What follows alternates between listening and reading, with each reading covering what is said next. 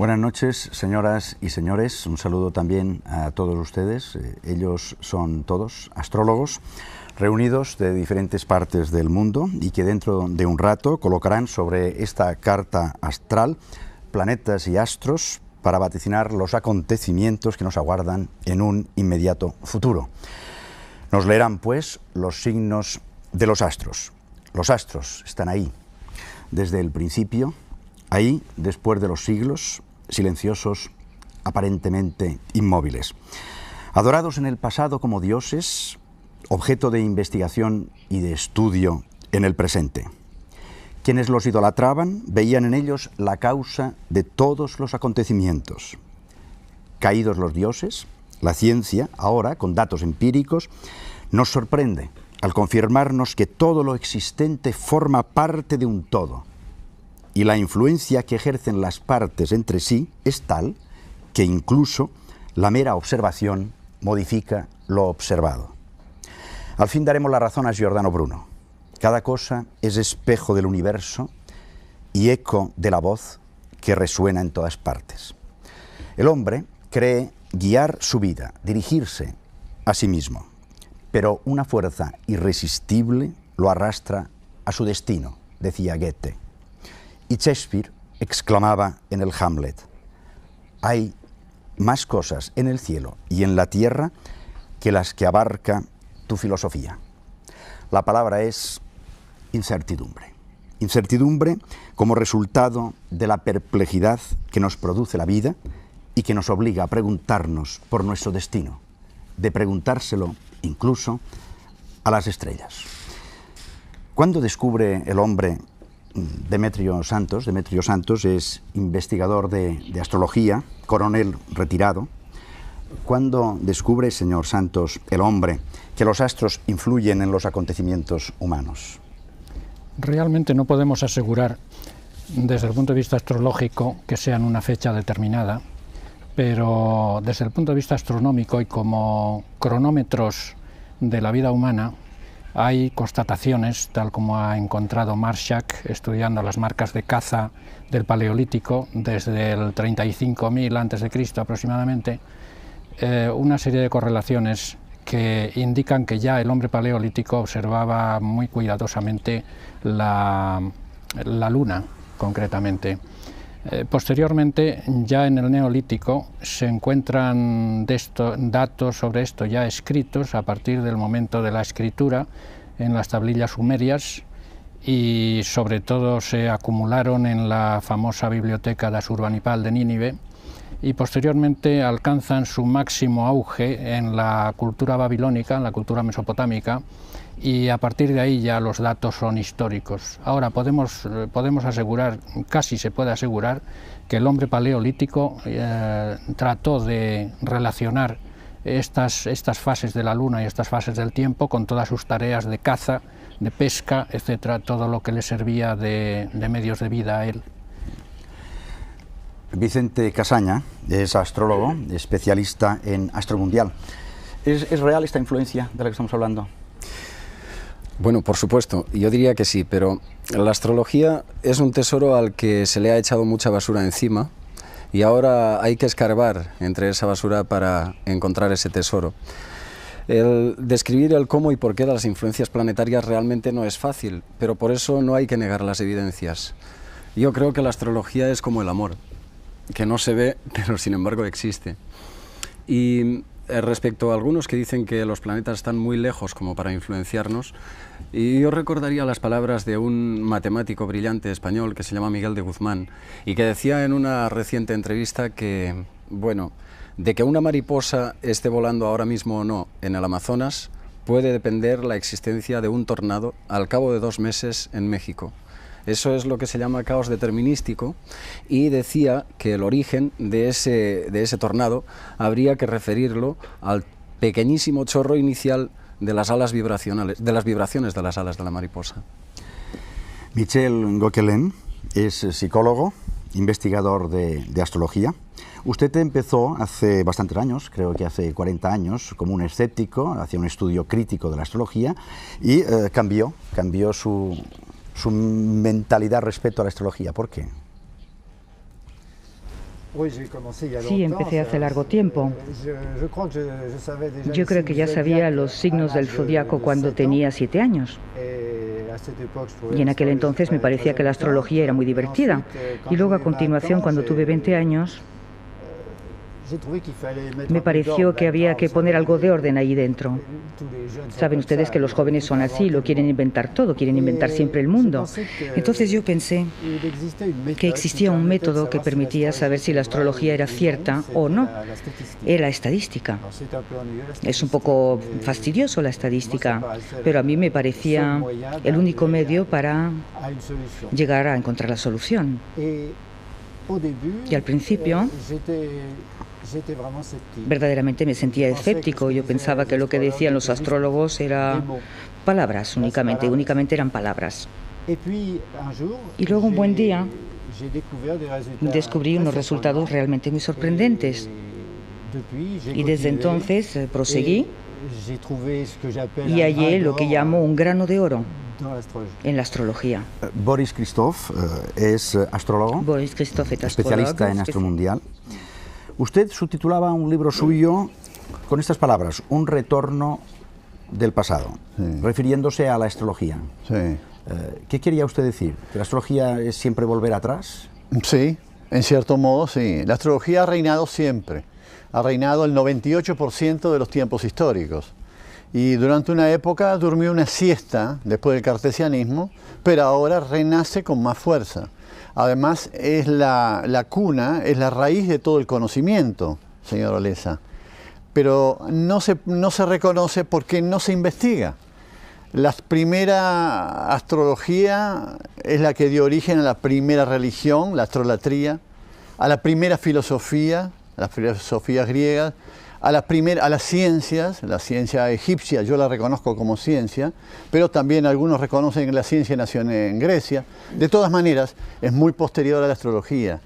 En la astrología hay dos detalles, dos investigaciones sobre su origen que pueden dar anecdóticamente cuánto es el tiempo que tiene la astrología.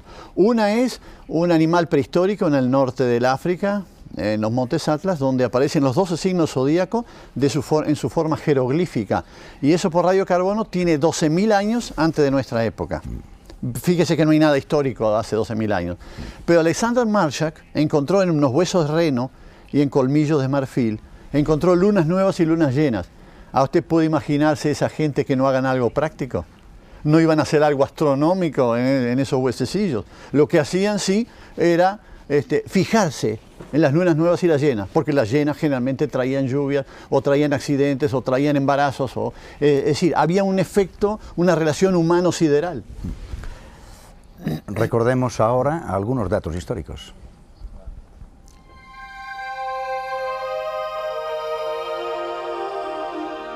El hombre ha mirado al cielo desde siempre. Anotó y observó los movimientos celestes y se admiró del peculiar espectáculo protagonizado por el resplandor y centelleo de los incontables astros. Enseguida, el hombre quiso encontrar secretos más profundos en el universo. Así descubrió la posibilidad de calcular el paso del tiempo mediante las constelaciones y pensó que el destino de las personas estaba escrito en el firmamento.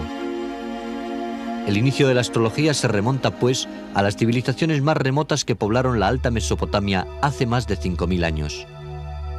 En esta región de la Tierra, situada entre el Tigris y el Éufrates, abundan las inscripciones con los primeros símbolos astrológicos.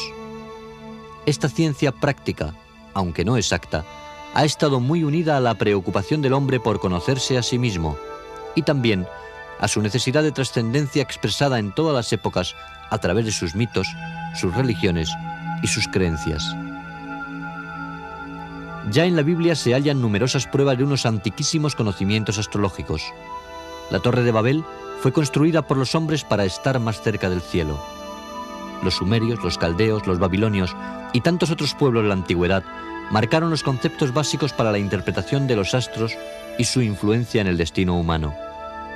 Los egipcios fueron los que establecieron las figuras celestes al dibujarlas en los techos de las tumbas de sus reyes y nos enseñaron que la astrología era una de las claves a los numerosos enigmas con que se enfrenta el hombre en su incesante búsqueda para comprender su función en el universo.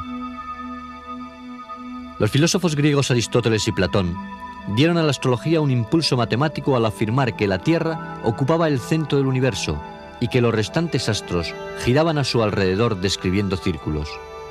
Pero más tarde, el astrónomo polaco Nicolás Copérnico planteó una nueva concepción del universo según la cual ya no era la Tierra, sino el Sol el centro del sistema. Astronomía, astrología y matemáticas caminaron prácticamente unidas hasta el siglo XVII, en que se divorcian. En este divorcio tuvo mucho que ver la prohibición hecha en 1666 por el ministro francés Colbert y el racionalismo de Descartes. Tras una larga noche, la astrología empieza a renacer en el pasado siglo, no solo con la prensa especializada que surge alrededor de 1830 con fuerza, sino con una nueva vertiente, la investigación científica de esta ciencia. A la astrología se la ha utilizado tanto en guerras de religión, reforma y contrarreforma, como en las grandes guerras. Hitler consultó a astrólogos para sus pretensiones, e Inglaterra tuvo sus contraastrólogos. El nacimiento de la psicología produjo el necesario entronque entre ambas disciplinas, fundiéndose en lo que se ha dado en llamar astrología humanística. La astrología mundial, que estudia la relación existente entre los ciclos planetarios y los acontecimientos históricos, las naciones y sus líderes, se revitalizó a raíz de la Segunda Guerra Mundial. En la actualidad conocemos mucho mejor el universo. La tecnología nos ayuda a ello, pero muchos de los secretos que encierra el mundo sideral siguen siendo un enigma.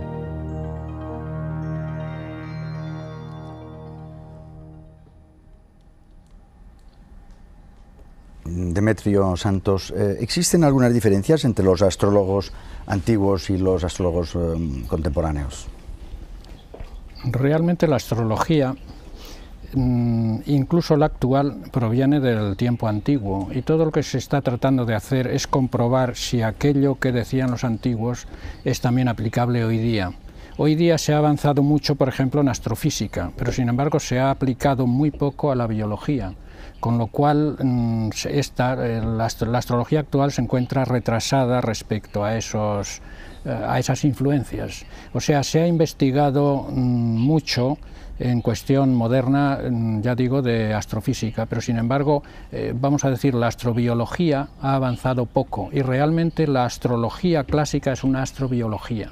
Realmente los astrólogos hoy día que están aplicando las casas de Regiomontano, las casas de Placidus, etc., están aplicando una ciencia antigua o de tiempo de Ptolomeo todavía. Entonces, aunque Ptolomeo es un científico realmente, no hace falta más que leer sus libros y no hace falta más que ver el tiempo de vigencia que tuvo su doctrina, que duró 1500 años, a pesar de todo, habría que ponerla al día hoy y comprobarlo de acuerdo con los descubrimientos actuales. Pero realmente la diferencia no puede decirse que exista, puesto que todos tratan de hallar la misma cosa, el efecto de los cuerpos celestes sobre el individuo. Realmente la finalidad es la misma, los métodos pueden ser distintos. Por ejemplo, existe hoy día la estadística, como ha practicado aquí el señor Gauquelin y más gente, y es para comprobar si esas aseveraciones que hicieron los antiguos son ciertas. Ahora, los antiguos, desde el punto de vista científico, eran tan fiables en este sentido como los modernos. Muriel Chazalón es astróloga. Urano, Neptuno y Plutón han sido descubiertos, se puede decir, recientemente, ¿no? ¿Este fue un descubrimiento importante para la astrología? Bueno, evidentemente en el lapso de 200 años se descubrieron Urano, Neptuno y Plutón, y aparte de que fueron importantísimos para la astrología, pienso que también para nosotros a nivel social, económico, psicológico tuvieron una importancia fundamental. Podríamos decir que es un poco como si Urano, Neptuno y Plutón, cuando fueron conocidos, entran en la conciencia un poco de la humanidad. Es decir, que los valores y experiencias que dan esos planetas a nivel simbólico en astrología, en el momento de su descubrimiento, tienen entonces manifestación en la Tierra, a todos los niveles. Por ejemplo, con Urano, que es un principio de la mutación, sobre todo Urano, rompe siempre lo establecido, y con Urano en el momento del descubrimiento de Urano en 1781, entró justo entre dos revoluciones, la americana y la francesa. Es decir, que todo el estilo de revolucionario que lleva Urano, pues conlleva también en nosotros unas revoluciones. Después Neptuno también, que es un principio de fusión, sobre todo de caos, de unión entre todas las partes. Neptuno fue descubierto en 1846.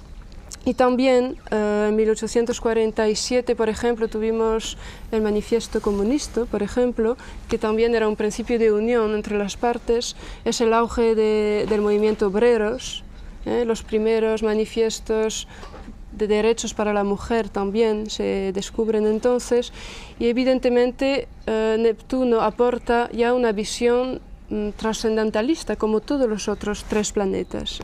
Plutón, a su vez, fue descubierto, es el más reciente, en 1930, y evidentemente aportó pues, el poder. Plutón representa el poder tanto a nivel económico como a nivel psicológico. Aquí está Hitler, el nazismo, el fascismo, es la época de los odios, de las pasiones exacerbadas, podríamos decir, y las dos guerras mundiales. Entonces es como un poco, cuando se descubren los tres planetas, es un poco como ampliar la visión del mundo también que tenemos nosotros. Y por lo tanto, evidentemente, son importantísimos para nosotros. Son datos realmente interesantes. Theodor Landscheid es astrólogo, es científico y, por cierto, ex juez del Tribunal Supremo de Alemania. La ciencia, hemos hablado ahora, no solamente ha descubierto unos planetas, sino que también ha ampliado los conocimientos que teníamos sobre los ya conocidos. Por ejemplo, el astrosol, sus erupciones, vamos a poner por caso, ¿en qué consisten y cuáles son sus ciclos? La mayoría de la gente sabe que nosotros no podíamos existir sin nuestro Sol, pero quizás pocos se dan cuenta de que existe toda una serie de interacciones entre el Sol y la Tierra. La mayoría de los acontecimientos que nos afectan tiene que ver con erupciones solares, porque su energía es suficiente para cumplir con las necesidades de potencia del hombre durante 100 millones de años. Y claro, imagínense, estas erupciones llevan a, por ejemplo, fallos en la electricidad, tormentas geomagnéticas, cambios del tiempo meteorológico y también el aumento de la inestabilidad cíclica. Yo he visto toda una serie de ciclos de erupciones que hace posible pronosticar estos efectos. Estos pronósticos fueron comprobados por un astrónomo y a partir de 1979 hemos conseguido un 90% de exactitud de nuestros pronósticos, y esto se basa sobre las constelaciones y los planetas en relación con el Sol. Los movimientos planetarios, o sea, los planetas y su movimiento, ¿condicionan también la actividad del mismo Sol? Sí, es verdad. Sí, es verdad, dice.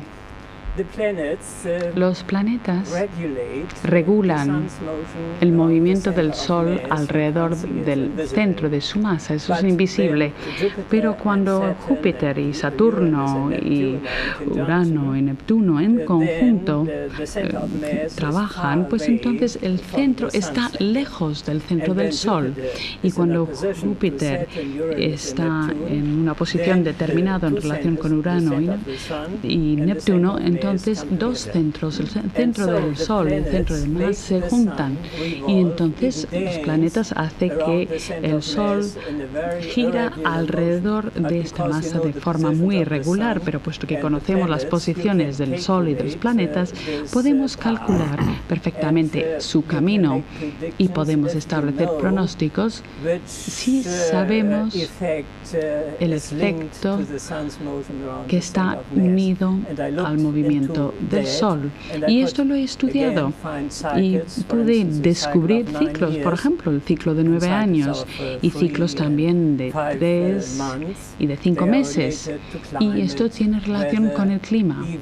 Por ejemplo, si incluso hay cambios en el comportamiento del ser humano, esto también es el resultado de estos movimientos. En 1990 se celebró una conferencia en el Centro Espacial de Goddard una conferencia donde leí un documento probando que existe una conexión entre este movimiento solar alrededor del centro y regulado por los planetas y el tiempo meteorológico aquí en la Tierra. Estos datos incluían 150 años de datos en los Estados Unidos y Europa y por lo tanto podemos establecer una imagen global que prueba que los planetas, a través del movimiento del Sol, sirven para regular el clima.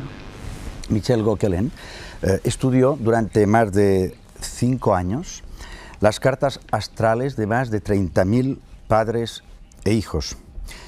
Le vamos a preguntar a qué conclusión llegó él. Bien, la conclusión es lo que llamé la herencia planetaria, lo cual es una antigua idea, puesto que ya el gran astrólogo Kepler hablaba de herencia planetaria, es decir, una similitud entre el horoscopio de los padres y de los hijos.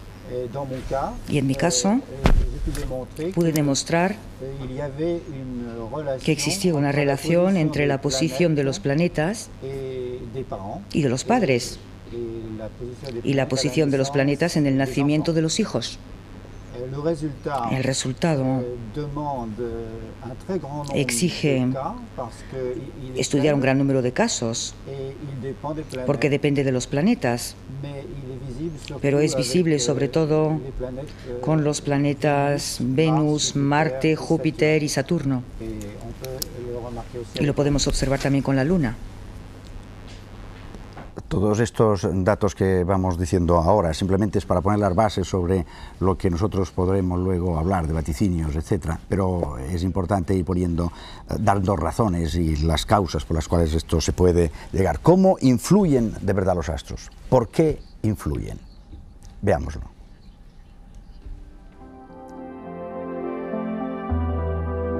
Los seres primitivos tuvieron que observar los ritmos cósmicos para adaptarse y sobrevivir. Todos sus ciclos vitales estaban señalados por el cosmos: día, noche, calor, frío, la caza, las cosechas. En este universo cosmológico, el Sol y la Luna tienen un papel protagonista. El Sol, símbolo del corazón, los sentimientos, la autoridad, el Padre y el Estado, representa nuestra manera esencial de ser, los propósitos conscientes. La Luna personifica el alma, la madre, lo femenino, lo creativo y la conciencia. La zona eclíptica del cielo está dividida en 12 constelaciones, por delante de las cuales pasa el Sol a lo largo del año. El zodiaco, cuyos signos reciben el nombre de las constelaciones, está constituido por 7 principios cósmicos. 4 de ellos corresponden a los elementos de la naturaleza: fuego, tierra, aire y agua. Los 3 restantes principios cósmicos, que se denominan cualidades, comprenden los signos cardinales, los signos fijos y los signos mutables. Pero, ¿cómo influyen los astros sobre los individuos? En el momento del nacimiento puede quedar impreso en el ser humano el campo interplanetario existente, marcando una memoria que funcionaría a lo largo de toda la vida. La carta astral es, pues, para los astrólogos como una fotografía o reflejo de las posiciones planetarias en el momento y lugar en que nacemos. En esta hipotética fotografía, no solo tienen importancia las posiciones del Sol y de la Luna, sino también la del ascendente, signo que se cruza con el horizonte natal por el este y que nos condiciona psíquica y psicológicamente, y el medio cielo, signo que está más alto en el cielo y que pone en juego nuestro destino, además de culminar nuestras aspiraciones en la vida o bloquearlas. En el universo astronómico del astrólogo, el Sol, la Luna, los planetas o el mes del nacimiento pueden influir sobre nuestro carácter y nuestro comportamiento. Si todo tiene un papel que jugar en el concierto de las fuerzas del universo, podríamos concluir con una pregunta: ¿está nuestro destino escrito en el cosmos? Y más preguntas. ¿Influyen los astros en nuestro carácter, en nuestro modo de ser? Michel Gauquelin. Según mis aburridísimas estadísticas, yo creo que sí. No puedo dar muchos detalles, muchas pruebas que se pueden encontrar en mi libro Escrito en las estrellas. Pero lo fundamental es que algunos planetas, la Luna, que se considera como un planeta en astrología, Venus, Marte, Júpiter y Saturno, se consideran como fuertes en el horoscopio e influyen en el carácter cuando los planetas se encuentran justo después del ascendente, en la hora del nacimiento, o después del medio del cielo, cuando el planeta está en su punto más alto, en la misma hora del nacimiento. Estas zonas las he llamado las zonas plus, más, porque son las zonas en que la influencia de estos planetas es mayor sobre el carácter. ¿Y el éxito de las personas tiene también alguna relación? ¿Se puede leer en la carta astral? Sí, yo creo que en mis estadísticas es lo que aparece con más nitidez. Y cuanto más célebres son las personas, más el efecto del planeta queda acentuado. Por ejemplo, los campeones de deportes nacen más cuando el planeta Marte acaba de pasar por su ascendente o en el centro del cielo. Y cuanto más célebres son los campeones, más fuerte es el efecto. Para los actores es Júpiter. Júpiter es su planeta, y para los sabios es Saturno. Bueno, podemos encontrar más detalles en mi libro, de todas maneras. A Vicente Casaña le pregunto, porque hemos estado hablando de la parte personal, individual. ¿Tiene algo que ver también con lo colectivo? Indudablemente sí. Si una carta astral individual nos permite prever cuál es el potencial individual, la carta astral de un país, una comunidad, una nación, o también las cartas astrales de sus líderes, nos permiten prever partes de cuál es el destino político-social de esa comunidad.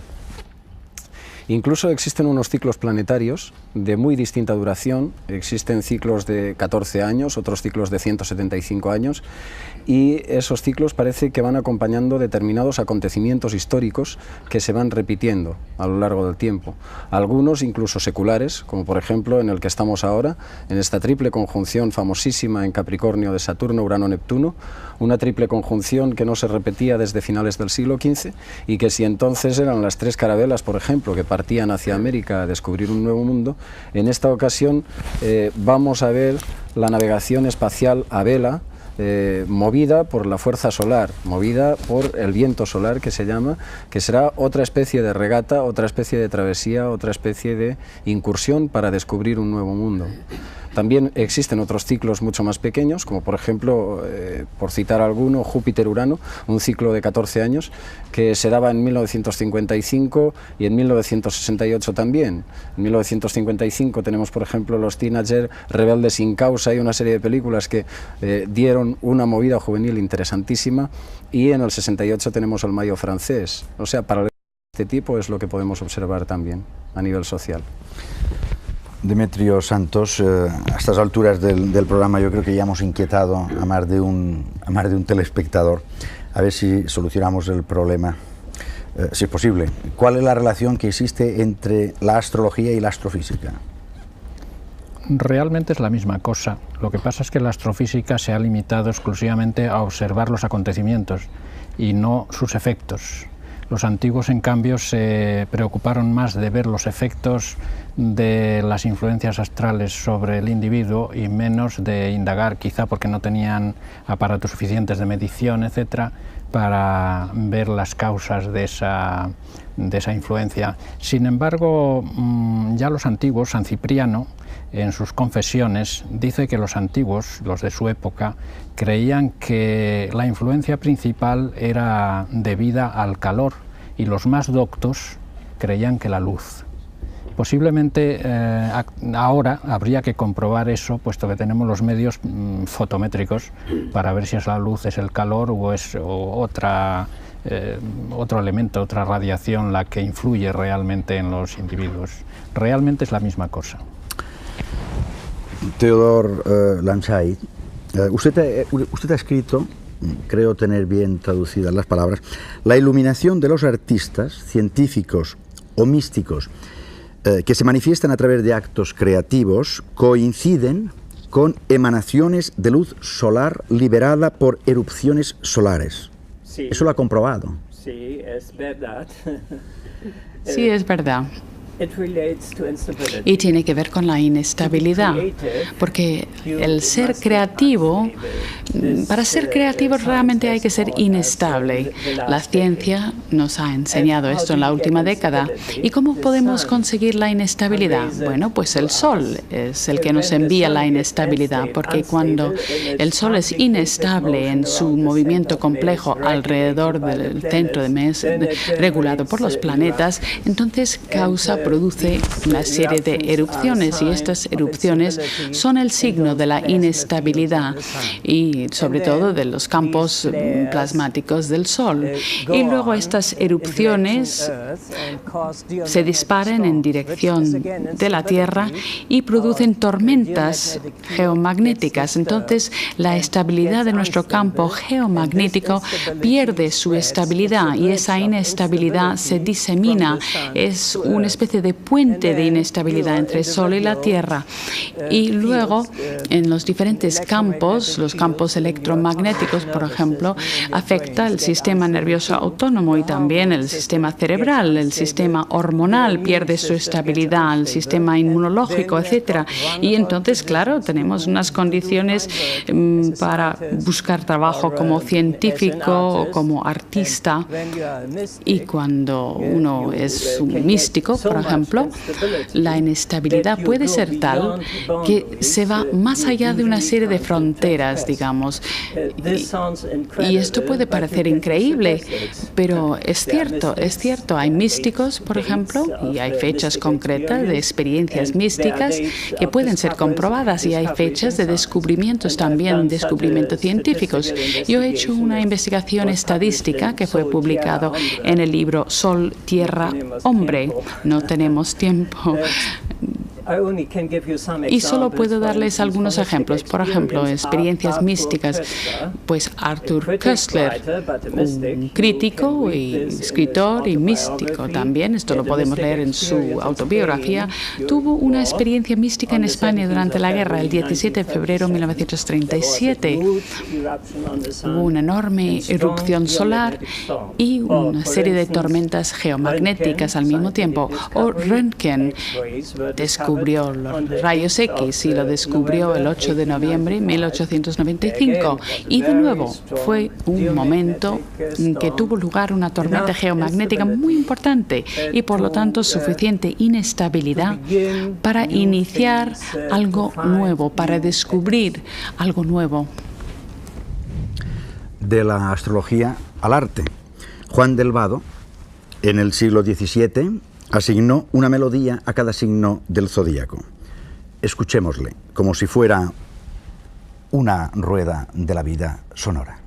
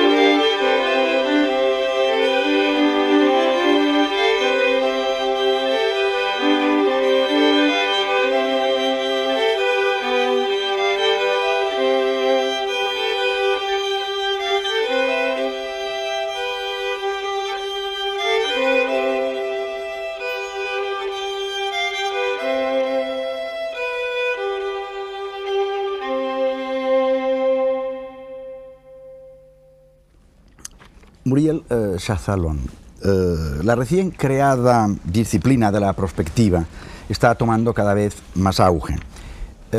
¿Qué papel juega la astrología en esta perspectiva, en este estudio?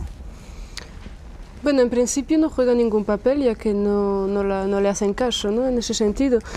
Pero primero vamos a establecer un poco lo que es la perspectiva, porque no creo que en España sea muy conocida.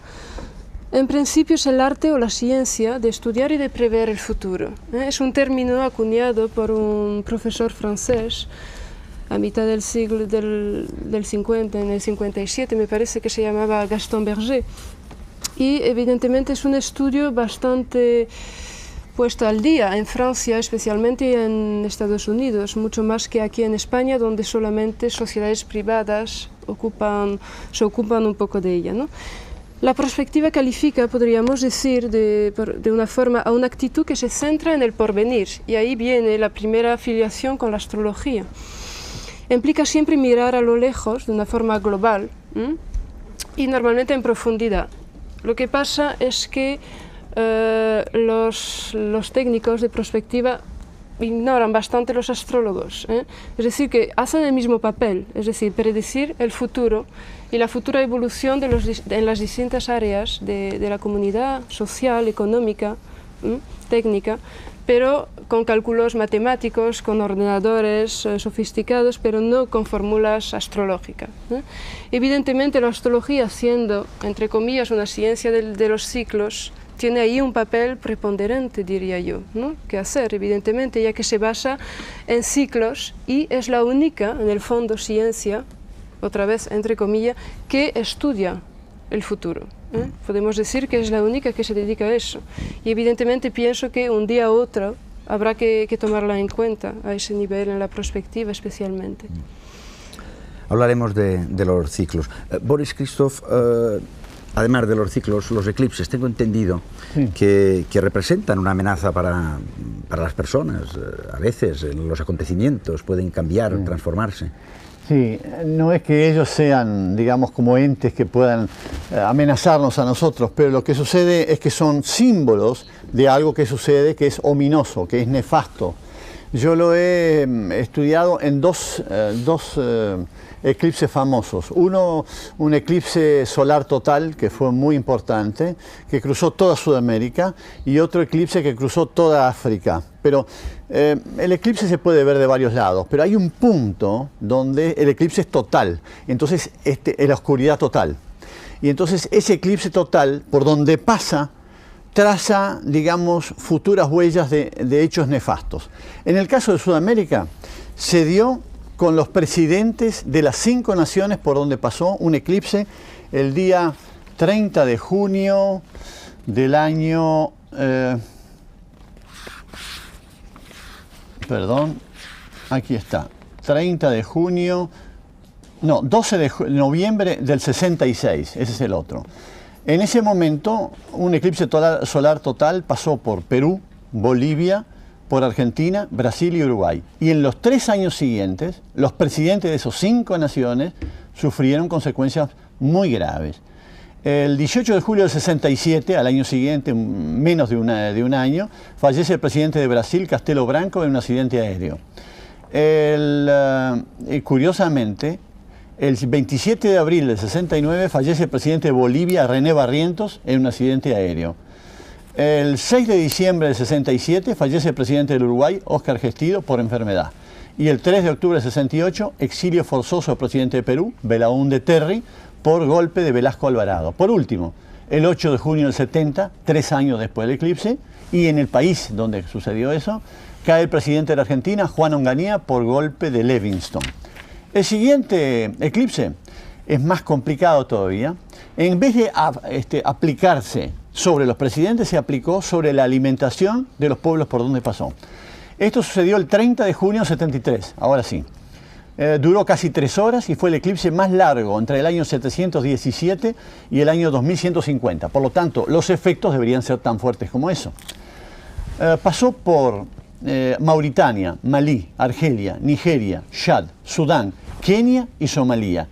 Y en los 3 años siguientes murieron millones de personas de todas esas naciones por hambre. Es la zona del Sahel, que era el freno natural de Sahara al sur, pero que ahora se asimiló al Sahara.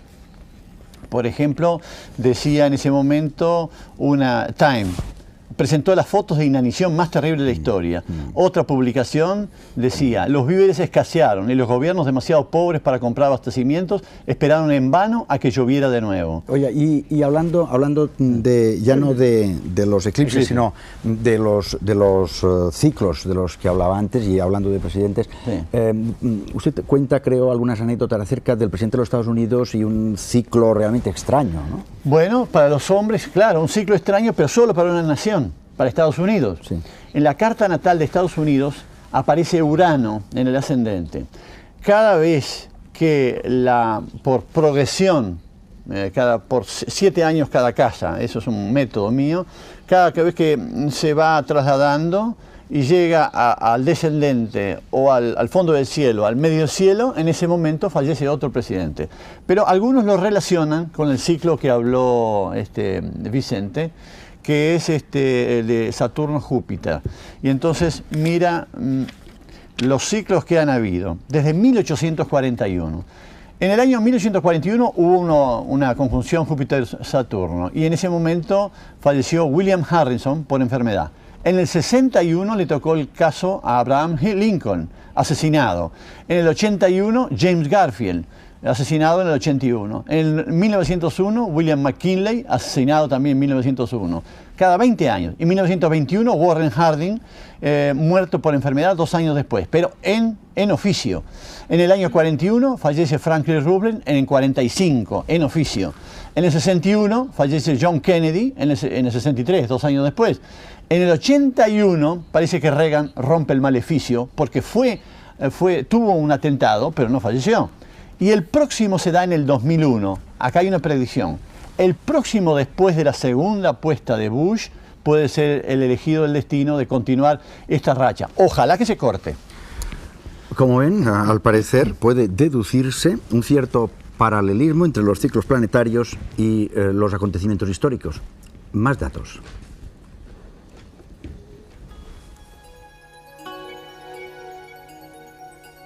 Los movimientos planetarios se podrían comparar a un complejo mecanismo de relojería en el que la Tierra estaría situada en el centro. El incesante baile de los planetas tiene una sincronicidad y, al mismo tiempo, una relación de analogía con nuestro devenir histórico. La predicción histórica por la que se intenta comprender y prever los acontecimientos a gran escala, aquellos que trascienden el plano individual, pertenece a una especialidad de la astrología que se denomina astromundial. Muchas veces los planetas se juntan. A este fenómeno los astrólogos lo llaman conjunción y representa el origen de un nuevo ciclo.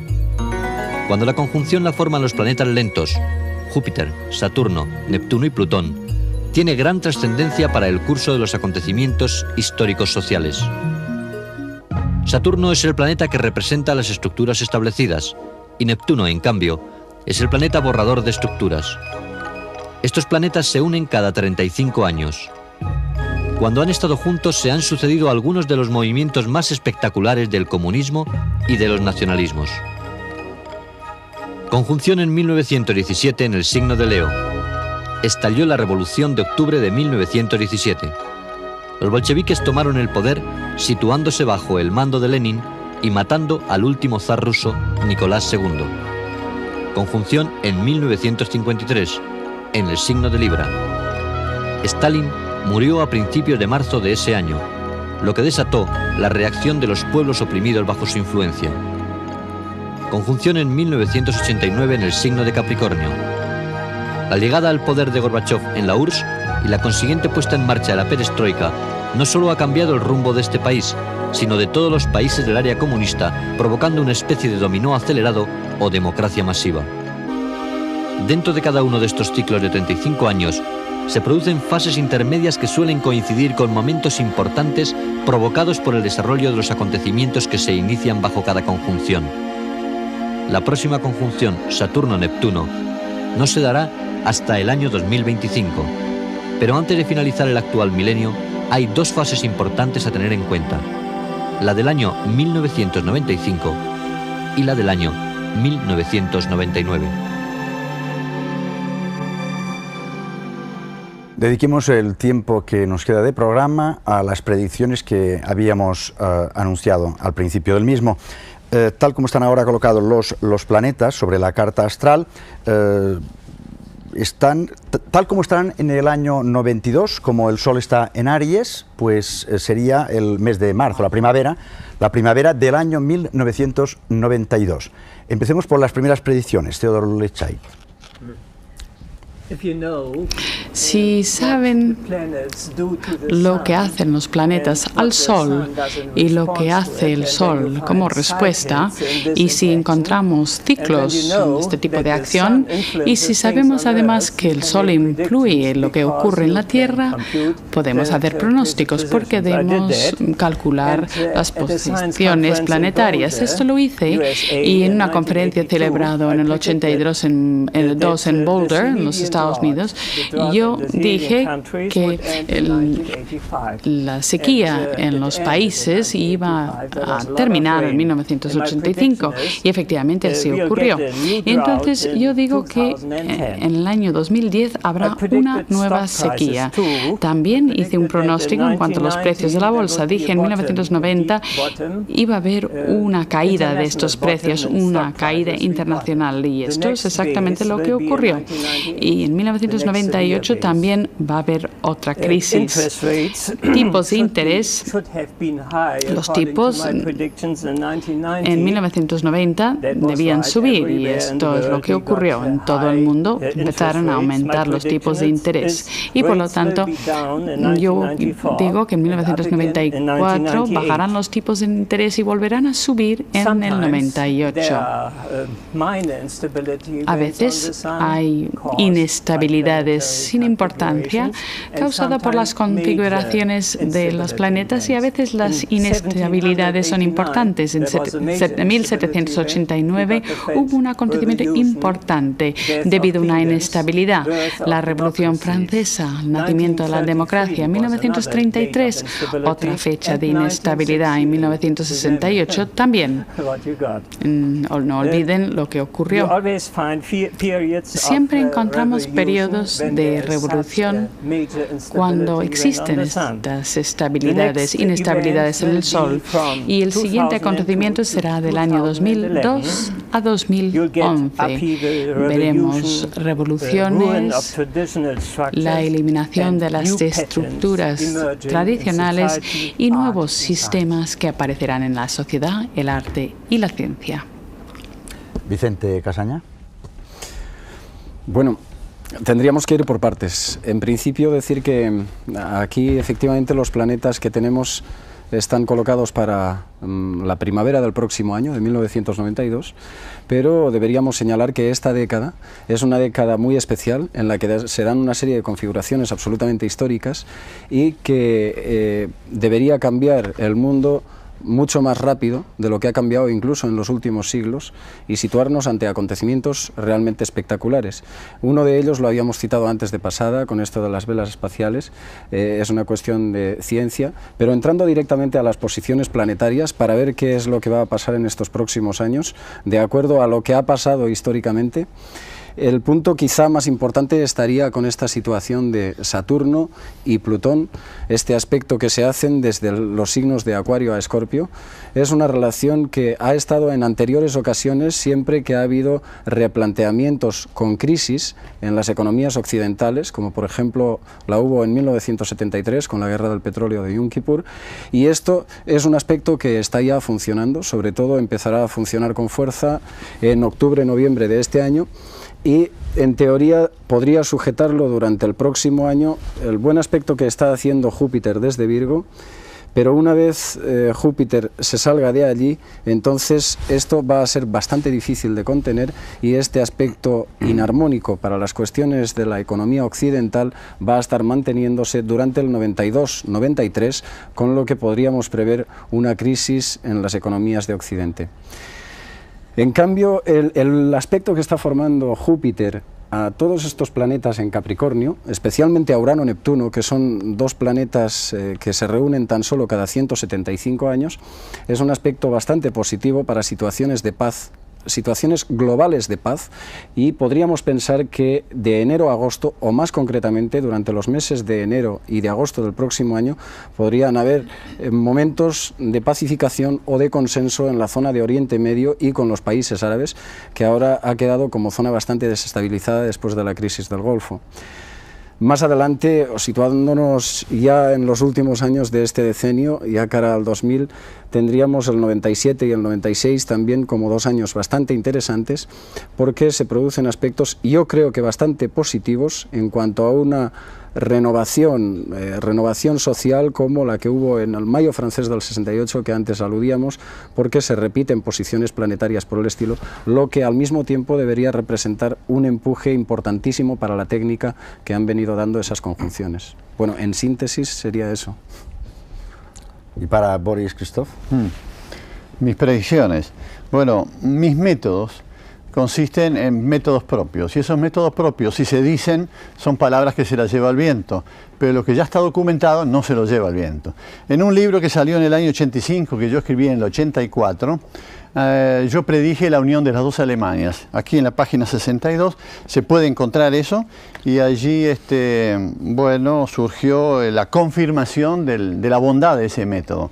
A este método me dice, para el futuro, que hay un retorno de los poderosos en el periodo que va del año 90 al 90, del 83 al 97, que es el periodo Leo.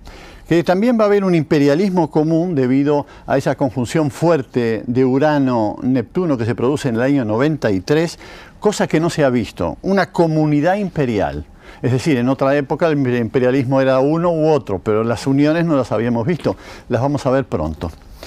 También tengo que decir algo para el mercado común europeo, que es muy importante, que hay 7 años de vacas flacas entre el 90 y 97, y 7 años de vacas gordas compensatorias del 97 en adelante.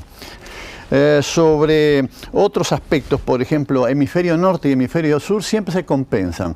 Cuando en el hemisferio norte las cosas van mal, el hemisferio sur de alguna manera se compensa. La Primera y Segunda Guerra Mundial tomó a Sudamérica y todo el hemisferio sur en una gran posición, las monedas se elevaron. Pasó en las dos guerras. Ahora, en esta época en que empiezan a bajar, desde el momento en que el muro de Berlín cayó, desde ese mismo momento, empieza a formarse un mercado común sudamericano que va a ser para bien, que va a ser su segunda independencia económica. No sé hasta a qué otra cosa referirme, pero creo que esto es lo esencial de mis predicciones. Vicente Casaña, el predecir, hacer pronósticos astrológicos, ¿es algo que gusta al astrólogo o más bien tiene algunos reparos? Realmente, a mí particularmente me gusta. Yo creo que es una tarea importante de la astrología, pero pronosticar es ingrato, como dice nuestro gran colega André Barbol, porque se nos reprocha muy prontamente los errores, pero se tiende a minimizar cuando no a ignorar los aciertos que hacemos. Yo creo que, no obstante, el astrólogo tiene que asumir el compromiso social e intelectual que tiene, porque pronosticar y prever el futuro nos puede ayudar a estar más preparados. Y de todos modos, ya lo decía Kepler, que los pronósticos solo deben ser leídos por personas inteligentes, eruditas y serenas. La verdad es que a veces la inteligencia y la erudición, al pensar en el futuro, pues sirve para poco, pero por lo menos contemplémoslo con serenidad. Buenas noches y hasta el próximo sábado en la Tabla Redonda.